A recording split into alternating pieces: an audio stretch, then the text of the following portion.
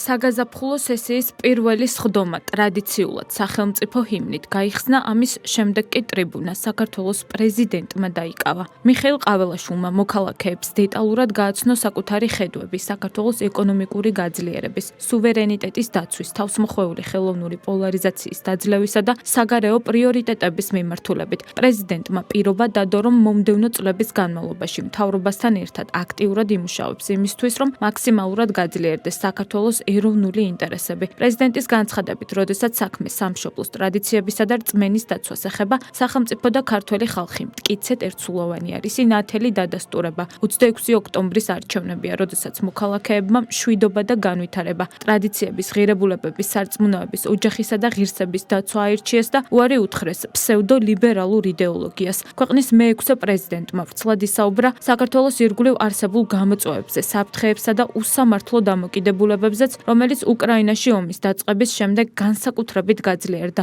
მიხეილ ყაველაშვილის თქმით, სახელმწიფომ საკუთარი მტკიცე პოზიციით ომის უდიდესი საფრთხე აირიდა, თუმცა პრეზიდენტი თulis, რომ ეს გამოწვევა ქვეყნის წინაშე იქნება იქამდე, სანამ არ დასრულდება უკრაინაში ომი და ქვეყანაში იარსებებენ გარე დავალებების შემსრულებელი ანტიქართული ძალები. ომში ჩართვისა და ქვეყანაში დესტაბილიზაციის არაერთ მცდელობასთან გამკლავების ამ რთულ გზას კი მიხეილ ყაველაშვილი საქართველოს გადარჩენის პერიოდს უწოდებს და ამბობს, რომ ამ პროცესში სახელმწიფოსთან ერთად უდიდესი როლი სწორედ ქართულ ხალხს აქვს.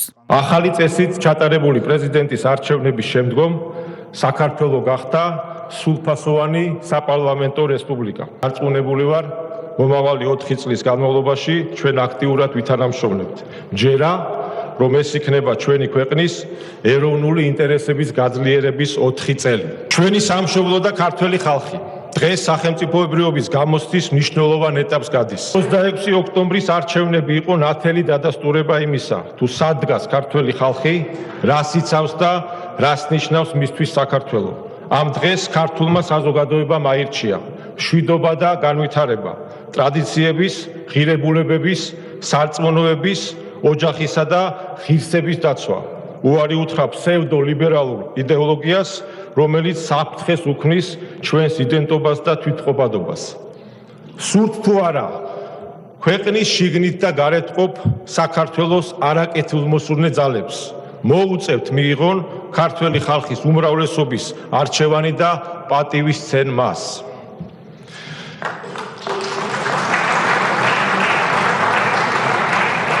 ჩვენი ქვეყანა ბოლო წლების განმავლობაში, განსაკუთრებით უკრაინის ომის დაწყების შემდეგ, არაერთხელ გახდა უსამართლო თავდასხმის სამიზნე. ჩვენს სახელმწიფოს მოუწია დანის პირზე სიარული, გაუძლო არაერთ ზეწოლას და იმოქმედა მტკიცედ, მხოლოდ და მხოლოდ ეროვნული ინტერესების დაცვით. საფრთხე კვლავაც მაღალი იქნება, სანამ არ დასრულდება ჩემი აზრით უკრაინაში ომი და კიდევ უფრო არ დასუსტებიან საქართველოში არსებული უცხო ქვეყნის ინტერესების გამტარებელი ჯგუფები. ბოლო რამდენიმე წლის განმავლობაში ომში ჩართვის, დესტაბილიზაციის და რევოლუციის არაერთ მცდელობას ჩვენმა სახელმწიფომ სიმტკიცით უპასუხა. ჩვენ შეიძლება ამ წლებს საქართველოს გადარჩენის პერიოდი უწოდოთ. ჩვენი ქვეყნის სამსახურში დაუღალავად ყოფნისთვის სურს მადლობა გადაუხადო საქართველოს თავდაცვის ძალებს, უკლებლივ ყველა ჯარისკაცს, ასე ღირსებით და ამაყად, რომ ატარებენ სამხედრო ფორმას, თითოეულ პოლიციელს, საკუთარი სიცოცხლის რისკის ფასად, რომ იცავენ ჩვენი მოქალაქეების უსაფრთხოებას და წესრიგს ქვეყანაში. მადლობა მეხანძრე მაშველებს თავდაუზოგავი შრომისთვის. დიდი მადლობა ღირსეულ, პატრიოტ საჯარო მოხელეებს. საქართველოს ეკონომიკა და ქვეყნის განვითარება არის ერთ-ერთი იმ საკითხებს შორის, რომელზეც პრეზიდენტმა განსაკუთრებული ყურადღება გაამახვილა. გაზრდილი ბიუჯეტი, ტურიზმიდან მიღებული შემოსავლები, საჯარო მოხელეების, ხელფასები, პენსიები და თითქმის ყველა მნიშვნელოვანი დარგის დაფინანსება. მიხეილ ყაველაშვილის განცხადებით, მსოფლიოში არსებული მძიმე ვითარების ფონზე საქართველო აღმავალ დინამიკას ინარჩუნებს. მზარდი მაჩვენებლები კი პრეზიდენტის თქმით, სწორედ სამშვიდობო პოლიტიკის შედეგია. მიხეილ ყაველაშვილი დარწმუნებულია, რომ მშვიდობა, ეკონომიკური წარმატებები და კეთილდღეობის მაღალი დონე არის ის ფაქტორები, რომლებიც განსაკუთრებით აახლოვებს ქვეყანას აფხაზ და ოს და-ძმებთან. რომ არა მშვიდობისა და სტაბილურობის უზრუნველყოფა. ჩვენ ვერ შევძლებდით ამ ყველაფერს. ყველას კარგად უნდა გვესმოდეს შვიდობის განსაკუთრებული ფასი. მის გარეშე შეუძლებელია ვისაუბროთ რაიმე სახის განვითარებაზე და წარმატებაზე. თითოეული ჩვენგანი კარგად უნდა ვაცნობიერებდეთ, რომ სამშვიდობო პოლიტიკა, ეკონომიკური წარმატებები და კეთილდღეობის მაღალი დონე არის ის მნიშვნელოვანი ფაქტორები, რაც განსაკუთრებით გვაახლოვებს ჩვენ აფხაზ და ოს დაძმებთან. ეს არის გზა, რომელსაც ალტერნატივა არ გააჩნია.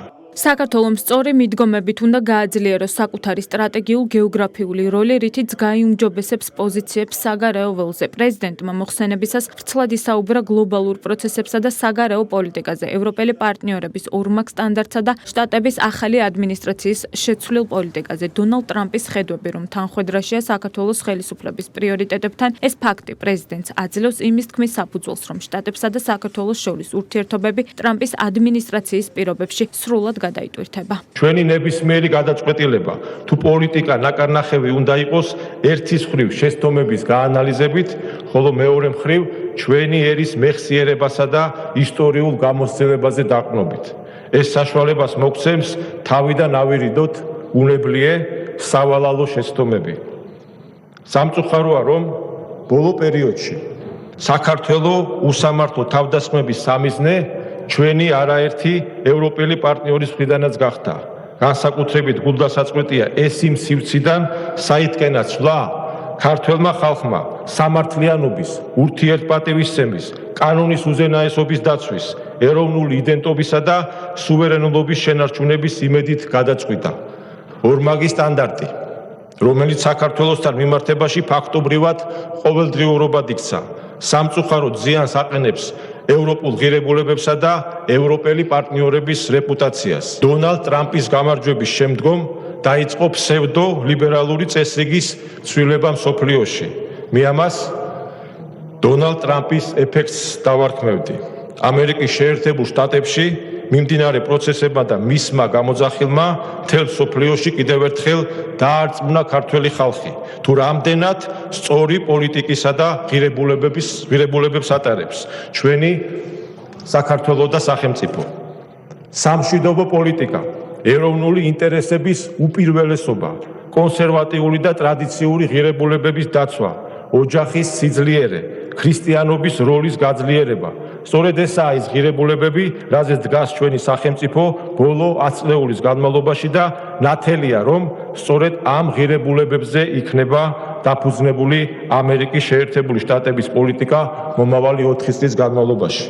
აქედან გამომდინარე, ღირებულებებისა და მსოფლმხედველობის ასეთი თანხმედრა მაძლევს ღრმა წმენის საფუძველს, რომ ახალი ადმინისტრაციის პირობებში ჩვენ მოვახერხებთ ურთიერთობების გადატვირთვასა და ნორმალიზებას. დანაშაულის პრევენცია, ნარკომანიის დაძლევა, ჯანსაღი ცხოვრების პოპულარიზაცია, განათლება და სოციალური პოლიტიკის გაუმჯობესება. პრეზიდენტი მზად არის ხელისუფლებასთან ერთად ამ მიმართულებებზე აქტიურად იმუშაოს. ჩვენი მთავარი პრინციპი, რომლითაც ვიხემძღვანელთ, იყო ბალანსის დაცვა ჰუმანურობასა და საზოგადოებრივ უსაფრთხოებას შორის. მაქსიმალური სიფრთხილით მოვეკიდეთ ამ საკითხს და სწორედ ასე გაგრძელდება მომავალშიც. არავინ გაბედოს და არ ცადოს პატიმრების ან მათი ოჯახების მდგომარეობით სპეკულირება. სასახაა, რომ ჰუმანური აქტი კარგია, თუმცა ჩვენ მაქსიმალურად ორიენტირებული უნდა ვიყოთ დანაშაულის პრევენციაზე. სწორედ ამიტომ ჩვენ უნდა გავაძლიეროთ ჯანსაღი ცხოვრების წესისა და სპორტის პოპულარიზაცია.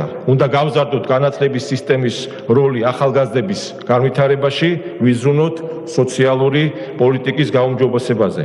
ნარკომანიის წინააღმდეგ ბრძოლა ასევე იქნება ჩემი საქმიანობის ერთ-ერთი ძირითადი მიმართულება. ჩვენ ვნახეთ თუ როგორ გააერთიანა სპორტულმა მიღწევებმა და წარმატებებმა ჩვენი საზოგადოება.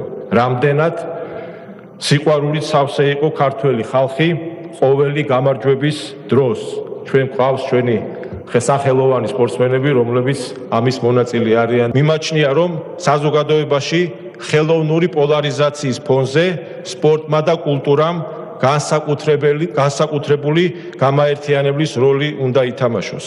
მე ვაპირებ წარმატებულ ჩვენთვის საყვარელ სპორტსმენებსა და კულტურის სფეროს წარმომადგენლებთან ერთად არაერთი საინტერესო იდეის განხორციელებას. მნიშვნელოვანია სახელმწიფომ იზრუნოს ოჯახების გაძლიერებაზე. მინდა განსაკუთრებული მადლობა გადაუხადო საპატრიარქოს და უშუალოდ პატრიარქს იმ უდიდესი ღვაწლისთვის, რასაც მრავალი წლის განმავლობაში ახორციელებს ჩვენი ერის გადასარჩენად და გასამრავლებლად. მოხსენების ბოლოს პრეზიდენტმა თავს მოხვეული პოლარიზაციის ხელოვნურად შექმნის მცდელობებსა და ამ პროცესებში ახალგაზრდების გამოყენებაზე ისაუბრა და ქართველ ახალგაზრდებს მიმართა. აღნიშნა, რომ განსხვავებულობის მიუხედავად აუცილებელია პირველ რიგში ქვეყანაში მშვიდობის დაცვა, სიმართლისთვის თვალის გასწორება და შეცდომების აღიარება, სტაბილურობისთვის კი აუცილებელია მშვიდი დიალოგი. ძვირფასო ახალგაზრდებო, ჩვენ ქართველები განსხვავებული შეხედულებების მიუხედავად წარმოუდგენელია ვიყოთ ერთმანეთის მტრები.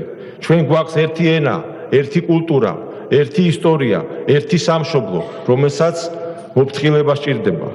თუკი ჩვენ ეს ყველაფერი გვაერთიანებს, როგორ შეიძლება სხვა დანარჩენ საკითხებში განსხვავებული შეხედულებების გამო უარი ვთქვათ ერთმანეთზე და ერთმანეთთან საუბარზე. დამეთანხმებით, რომ ნებისმიერი კრიტიკულად მოაზროვნე ადამიანი აუცილებლად უშვებს, რომ სადღაც შეიძლება ცდებოდეს. ადამიანს უნდა შეეძლოს საკუთარი შეცდომის დანახვა და აღიარება, სიმართლისთვის თვალის გასწორება.